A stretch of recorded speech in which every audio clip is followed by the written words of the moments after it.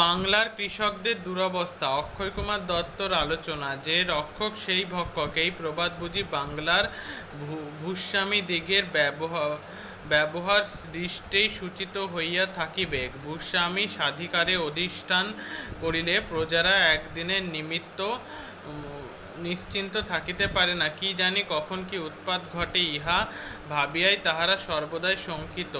তিনি কি কেবল নির্দিষ্ট রাজস্ব সংগ্রহ করিয়া পরিতৃপ্ত হয়েন?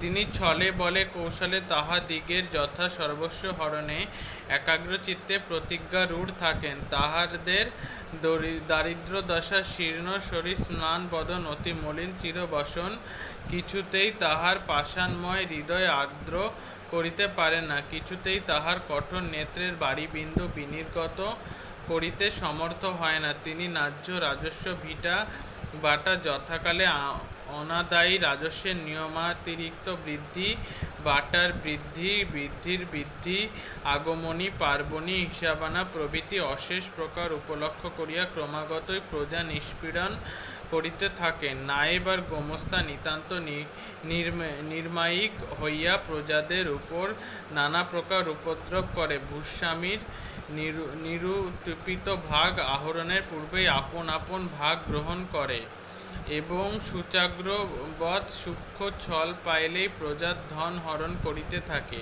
উদ্ধৃতাংশটি অক্ষয়কুমার দত্ত পল্লী গ্রামস্থ প্রজাদের দুরবস্থা প্রবন্ধের থেকে নেওয়া হয়েছে। মূল বানান অপরিবর্তিত।